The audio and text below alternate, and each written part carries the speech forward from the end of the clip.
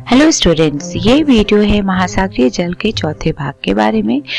और हम लोगों ने पिछले वीडियो में देखा था महासागरीय जल के तापमान के बारे में और कौन कौन से कारक होते हैं जो इसे प्रभावित करते हैं। और हमने देखा कि कैसे पूरे पृथ्वी पे जो है महासागर जल के तापमान जो है ये सभी जगह पे भिन्न होते हैं।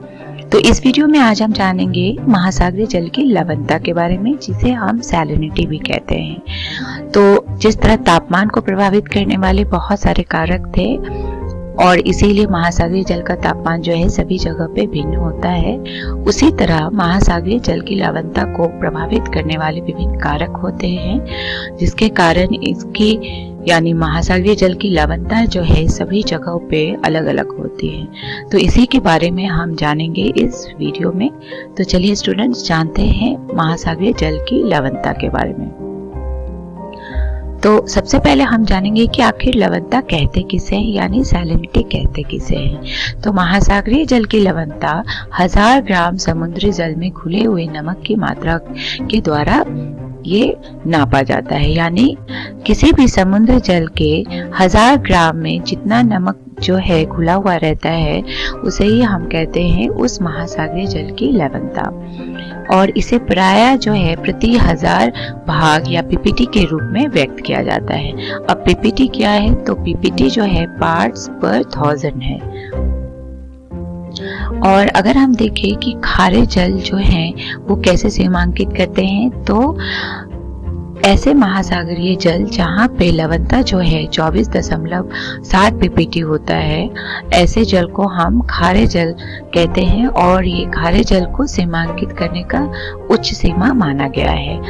यानी ये 24.7 पीपीटी जो है ये किसी भी जल को खारे जल में सीमांकित करने के लिए सबसे ऊंचा सीमा दिया गया है या माना गया है। तो यहाँ हमने जाना सैलिनिटी किसे कहते हैं और इसे कैसे दर्शाते हैं, और खारे जल को सीमांकित करने की सबसे उच्च सीमा जो है ये क्या है।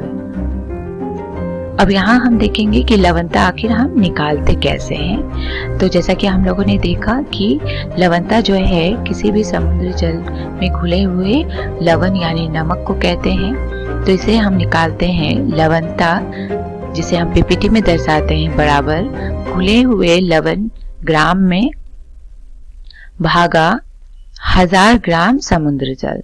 तो इस तरह हमें पता चल जाता है कि 1000 ग्राम समुद्र जल में जो है कितना लवण जो है या नमक जो है ये घुला हुआ है, और इसे ही हम लवणता कहते हैं, जिसे हम पीपीटी के रूप में दर्शाते हैं। तो यह हमने जाना लवणता हम कैसे निकालते हैं किसी भी महासागरीय जल का। अब यहाँ हम देखेंगे कि कौन कौन से कारक होते हैं जो महासागरीय जल की लवणता को प्रभावित करते हैं। तो महासागरीय जल की लवणता जो है मुख्यतः वाष्पीकरण और वर्षण पर निर्भर करती है। तो ये किस तरह निर्भर करती है इसे हम समझ सकते हैं। तो अगर वाष्पीकरण कहीं भी ज्यादा होगा ऐसे महासागरीय जल में, तो वहां पे क्या होगा, ज्यादा से ज्यादा पानी जो है वाष्प बन के ऊपर उड़ जाएंगे। तो उस जगह पे महासागरीय जल का लवणता जो है वो अधिक होगा।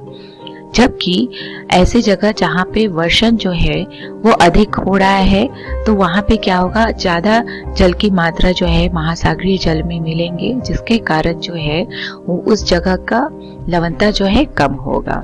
तो इस तरह महासागरीय जल की लवणता जो है वो मुख्यतः इन दो प्रक्रियाओं पर निर्भर करती है, जो है वाष्पीकरण और वर्षण। अब तटीय क्षेत्र में नदियों के द्वारा लाए गए ताजे जल तथा ध्रुवीय क्षेत्र में बर्फ के जमने और पिघलने से भी किसी भी महासागरीय जल की लवणता जो है ये प्रभावित होते हैं। तो अगर तटीय क्षेत्र में ज्यादा से ज्यादा नदी जो है वो बह के समुद्र में मिल रहे हैं, तो वहां पे क्या हो रहा है कि वहां पे स्वच्छ जल जो नदियों का होता है वो महासागर में मिल जाते हैं, जिसके कारण वहां पे लवणता जो है कम होती है। उसी तरह ध्रुवीय क्षेत्र में अगर हम देखें तो वहां पे हिमानियों और बर्फ के पिघलने से क्या होता है कि वो पानी जो शुद्ध होते हैं, जिसमें लवण नहीं होता है, वो जाकर मिल जाते हैं महासागर में और उस जगह के जो लवणता है उसे कम कर देते हैं। तो इस तरह तटीय क्षेत्र में यानी नदियों के मिलने से और बर्फ के पिघलने से भी किसी भी महासागरीय जल की लवणता जो है वो कम होती है और इस तरह ये प्रभावित करते हैं किसी भी महासागरीय जल की लवणता को। अब तीसरा महत्वपूर्ण जो कारक है वो है पवन। तो पवन भी जो है किसी महासागरीय जल की लवणता को प्रभावित करते हैं। वो इस तरह प्रभावित करते हैं कि पवन अगर कहीं पे होगा तो वो जो है समुद्री जल की सतह को जो है एक जगह से दूसरी जगह स्थानांतरित कर देंगे, जिसके कारण उस जगह की लवणता जो है वो भी प्रभावित होगी। और चौथा महत्वपूर्ण जो कारक है वो है महासागरीय धाराएं। तो ये महासागरीय धाराएं जैसे कि हम लोगों ने तापमान में भी देखा था, महासागरीय जल के तापमान में ये महासागरीय धाराएं या तो ठंडी धाराएं होंगे या गर्म धाराएं होंगे। तो इन ठंडी और गर्म धाराएं के कारण भी महासागरीय जल की लवणता जो है वो प्रभावित होती है, यानी ये कभी कम होती है और कभी ज्यादा होती है। तो इस तरह हम लोगों ने देखा 4 प्रमुख कारक जो महासागरीय जल की लवणता को प्रभावित करते हैं। अब यहाँ हम देखेंगे कि कौन कौन से लवण होते हैं जो समुद्री जल में घुले हुए होते हैं। तो ये होते हैं क्लोरीन, जो सबसे अधिक मात्रा में पाए जाते हैं समुद्री जल में। उसके बाद पाए जाते हैं सोडियम और सल्फेट, मैग्नीशियम। तो ये 4 जो है ये प्रमुख लवण होते हैं जो पाए जाते हैं समुद्री जल में, और यही जिम्मेदार होते हैं जिसके कारण जो है समुद्री जल या महासागरीय जल जो है वो खारा होता है, और इन्हीं पर किसी भी महासागरीय जल की लवणता जो है वो निर्भर करती है। और इन 4 लवण को छोड़ के जो बहुत कम मात्रा में लवण पाए जाते हैं वो होते हैं calcium, potassium, bicarbonate, bromine, borate और स्ट्राटियम। तो ये हैं विभिन्न प्रकार के लवण जो समुद्री जल में घुले होते हैं, और इन्हीं के कारण जो है महासागरीय जल का लवणता जो है वो होता है। अब हम देखेंगे लवणता का क्षैतिज वितरण। तो चूंकि ये लवणता है सभी जगह पे भिन्न होते हैं, तो इनकी जो वितरण है इन्हें हम यहाँ जानेंगे कि इनका क्षैतिज वितरण जो है ये कैसे होता है। तो सामान्य खुले महासागर में अगर हम देखें तो वहां पे लवणता जो है 33 ppt से 37 ppt के बीच होती है, और इसे हम इस चित्र के द्वारा समझेंगे कि विभिन्न महासागर में जो है कैसे लवणता जो है एक महासागर से दूसरे महासागर में भिन्न होते हैं। तो यहाँ हम प्रशांत महासागर की अगर बात करें तो यहाँ पे लवणता पाई जाती है 31 ppt, क्योंकि ये बहुत विशाल महासागर होते हैं और यहाँ पे जो है ये चारों तरफ से जो स्थल से नहीं घिरे होते हैं, जिसके कारण जो है इसकी लवणता जो है ये कम होती है अन्य महासागर के तुलना में। फिर अगर हम यहाँ लाल सागर को देखें, ये जो है चारों बगल से स्थल से घिरे होते हैं, जिसके कारण इसकी लवणता जो है ये अधिक होती है अपेक्षाकृत, और ये होती है 41 ppt। उसी तरह अगर हम आर्कटिक सागर की तरफ देखें तो यहाँ हम देख सकते हैं कि ये चारों तरफ जो है स्थल से घिरे तो हैं, लेकिन यहाँ पे जो है बहुत अधिक मात्रा में बर्फ भी पिघलते हैं, और ये बर्फ का पानी जो है फिर से जाके महासागर में मिल जाते हैं, जिसके कारण यहाँ आर्कटिक सागर की जो लवणता है ये कम होती है, और ये होते हैं 0 से 35 ppt। आइए अब हम देखते हैं कुछ और भी महत्वपूर्ण महासागर और देखते हैं कि इनकी लवणता जो है ये कितनी होती है। तो अटलांटिक महासागर जो है यहाँ पे लवणता पाई जाती है 36 ppt, और हिंद महासागर में अगर हम देखें तो यहाँ पे लवणता जो है ये 35 ppt पाया जाता है, क्योंकि यहाँ पे जो है बंगाल की खाड़ी में गंगा नदी एवं अन्य नदी जो होते हैं वो भी आके यहाँ पे महासागर में मिलते हैं, जिसके कारण जो है इस जगह पे जो लवणता है वो कम होती है। जबकि अगर हम देखें अरब सागर में तो यहाँ पे वाष्पीकरण जो है वो अधिक होता है, और यहाँ पे बहुत कम नदियाँ जो होती हैं वो आकर यहाँ महासागर से मिलती हैं, जिसके कारण जो है यहाँ पर लवणता जो है ये अधिक होता है हिंद महासागर के अपेक्षाकृत। तो यहाँ पे हमने देखा कि कैसे कैसे महासागर की लवणता जो है सभी महासागर के ये भिन्न होते हैं एक दूसरे से, और विभिन्न कारक होते हैं जो इनको प्रभावित करते हैं।